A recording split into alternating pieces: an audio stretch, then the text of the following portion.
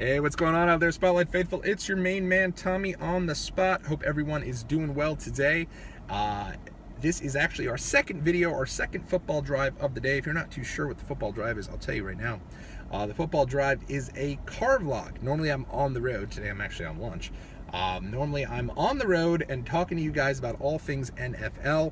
I actually just posted a little while ago a Survivor Pool advice vlog. For those in a Survivor/Knockout pool, there's a little advice vlog on which teams to use this week, which teams to stay far, far away from.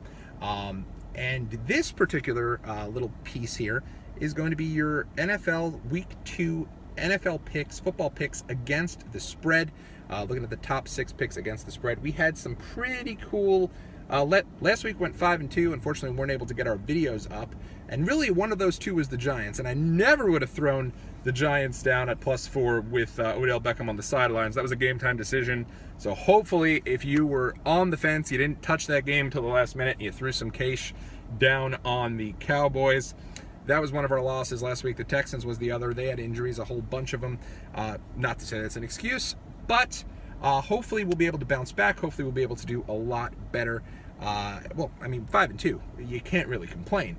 But hopefully we'll be able to do this. So each week, usually on Fridays, you'll be getting my picks against the spread. On Thursdays, usually my Survivor/Knockout pool column. Make sure you leave some comments in the comment section below. I'd love to hit you guys up and talk with you guys, go back and forth. If you guys think my picks suck, let me know. Little bit of advice, though, before we get into this. Number one, of course, this is a free ordeal, right? So if my picks blow up, I mean, don't come find me. That being said, also, remember... not to bet above your means. I mean that this is fun, and if you like to make your games a little more interesting and you want to have a fun little Sunday, I totally get it. Normally what I do is I take a small amount of money, I parlay them on the games just to see, what it is. But with that being said, do not bet above your means. You don't want to sit there at the end of the game, biting that lower lip, hoping to God you come through, because if not, you're losing an entire month's salary. You don't want to do that. You look at a situation like this Craig Carton situation here. He's a host at WFAN in New York. Like, the dude's totally involved in a major Ponzi scheme based off his gambling debts. So do not get yourself into that situation. If you realize that each week you're, living and dying by every single football pick, it's not smart. You never know who's going to win. You never know what teams are not going to show up. And when you feel like you're incredibly hot and doing really well, you never know if things are going to go down the toilet. Now that I've depressed everyone, I mean that, though. That's, something to keep in mind, and realize that there's help out there if you do realize you have a problem. But if you are just doing this for fun, if you're doing this to kind of make games a little more interesting, maybe $1 or $2 bet with your buddies, this is the right piece for you. We're going to chat with you guys each and every week. I'm going to give you guys usually between 6 and 7 games. This week I got another 6 games, and this is one of those rare times where you'll be able to, we're actually going to go and we're going to do the Sunday night, we're going to do the Monday night. Both those games are games I love this week.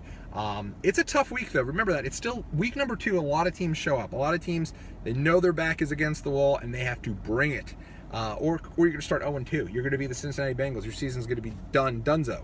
So make sure you stick with that and you do your thing. All right, so let's get started this week. We're going to start off in Jacksonville. Jacksonville Jaguars, big win last week. They're flying high, they're looking good, and they're welcoming a Tennessee team that looked pretty flat last week. So logic would say, wow, and they're underdogs. They got to be the pick, but I'm going the other way. Tennessee Titans -1.5. I'm still big on Tennessee. I still think Tennessee is going to compete for the division, and the Jaguars, we've been there so many times where they look good one week. Oh, this might be the year. Maybe Blake Bortles is turning things are not going to happen. Tennessee has many more weapons. I like Marcus Mariota a lot more than I like Blake Bortles. Tennessee on the road -1.5 is my first pick of the day. You'll notice there's a lot of big spreads this week. The Jets are 13.5 underdogs. I think the Niners are 14-point underdogs. Not touching either of those games, but I am going to go with the third biggest underdog of the week, and that's the Cleveland Browns. Cleveland Browns Baltimore Ravens are favored by 10 points, and even though Baltimore looked great last week, it was against the aforementioned Cincinnati Bengals, who have looked like the worst team in the league these first couple of weeks. So with that being said, I really like I like Cleveland in this game to keep it close. I don't expect Cleveland to win, not to go into Baltimore and win, but Cleveland is starting to believe in their coach, and starting to believe that they're a good team. And I mean, even Ben Roethlisberger last week came out and said that the Browns are way better than people give them credit for. I know it's the Browns. Maybe that's not somewhere you necessarily want to go, but it's somewhere I'm going to go. I like the Browns a lot, and I think that the Browns will keep this close. Browns and Ravens seem to always have close games. Every game in that division is typically close. Usually the Browns are on the receiving end of a big L, but with that being said, they keep it close. I expect that's kind of how the Browns are going to be for a good portion of the year and a good portion of the season. So with that being said, I'm going to go with the Cleveland Browns plus 10 with my second pick. Moving right along, one of the teams I'm really big on this year. I have two teams I'm really big on. One's the Chargers in the AFC. The other is this team. That's the Buccaneers in the NFC. Those are like my two fringe teams that I think are both going to make the playoffs. I think it starts this week for the Bucs. This is the easiest game on the Bucs schedule. Their home opener. I think the entire state of Florida needs something to smile about after Irma. I have a lot of friends down there in Florida. I know it wasn't great for those guys, and my thoughts are with them. Hopefully they can get a little bit of an uplift this week from Famous Jameis and the gang. I like the Buccaneers a lot. I know a lot of people will give you that this is Mike Glennon's revenge game. They gave up on him. Now he's the quarterback in Chicago. I just don't see it. I don't think he has enough to even keep this close. So I'm going to go with the Tampa Bay Buccaneers. It's -7, which is usually a little steep for me. But I think that they win, and I think that they cover. Moving right along, another team that I'm going to pick on the road here, and this might seem a little foolish, is going to be the Dallas Cowboys. Cowboys are favored by 2.5. Whether or not this injunction gets lifted off Ezekiel Elliott's and he gets suspended again or any of that, it ain't going to happen this week. So Zeke's going to be playing, and if Zeke is playing, then he's going to be really pushing towards that defense. He's probably the best back in the entire league.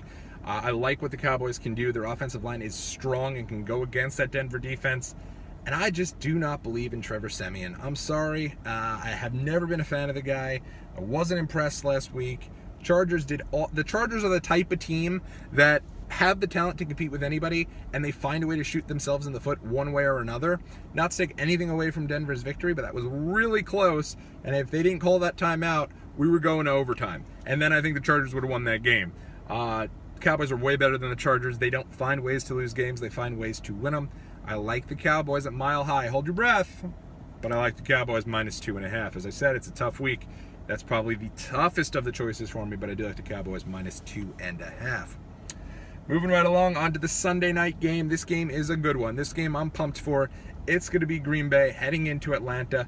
Both teams at full strength right now. Green Bay looked great last week. Atlanta looked not as great, but Atlanta is home. They're opening their new building. And Matt Ryan at home is money in the bank. He has been his entire career. I don't expect things to change now that the Georgia Dome is gone. I like the Falcons here. It's -3. These teams faced off in the NFC Championship game. It wasn't even close. Atlanta just stifled them. Atlanta has many more weapons than Green Bay does. I still believe, even though I think that Green Bay has the best quarterback in the league, I don't think anyone's close to Aaron Rodgers right now, including Tom Brady. Say what you will. I understand Tom Brady's a better winner, maybe than Aaron Rodgers. But with that being said, I think skill-wise, Rodgers is just great. You've seen him do the Hail Marys. You see him catch teams with 12 men on the field a million times. He's so crafty. He's so smart. But I like Atlanta here. I think Atlanta's coming out really motivated. I think that place is going to be jacked for the team. I think that this is kind of their revenge season. I think it continues, and I think we're going to get the same result. Though a much closer game. It's only -3. I kind of dig it, and I like it. So Atlanta is my pick, -3. That's my 5th pick of the week. Moving right along, my final pick of the week, we're going on to Monday night. Are you ready for some football? The Detroit Lions heading into MetLife to take on the New York Giants. The New York Giants might be the most boring team in the NFL, and they're on primetime every single week. I get that everyone loves the Giants. I'm assuming. I don't quite understand this, but Giants have found their way into primetime more than anyone else, and they bore you to tears. That was not even entertaining last week against the Cowboys, and they weren't even in it. This is kind of a cool pick here if you get on this early. Right now it's a 3-point spread. Giants favored by 3. I think Stafford's the best quarterback in the fourth quarter when he's healthy. He's money. He finds a way to win each week. He did it last week against the Cardinals. I expect him to do the same this week. I don't even think it'll take the fourth quarter. If Beckham's not playing, this point spread should drop and go many points the other direction, at least a couple of points. If Beckham is playing, I still like the Lions. I think Lions could win this game outright, or you'll get a push. I know the Giants need a win, but the Lions, I like them a lot. And remember, Stafford, when he was healthy last year, the Lions were really good, and they still made the playoffs even when he played with the broken finger, I believe.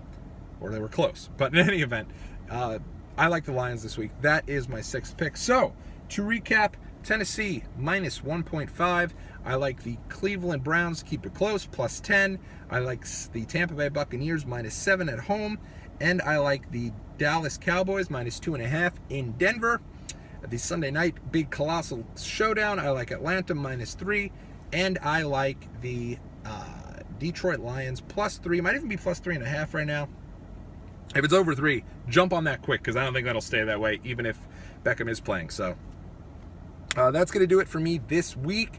Hope everyone does well. Hope everyone makes a little bit of extra money and has a great time watching some football. It's the greatest time of the year. It's the best sport in the world. So until next time, everybody, take care, and you be well.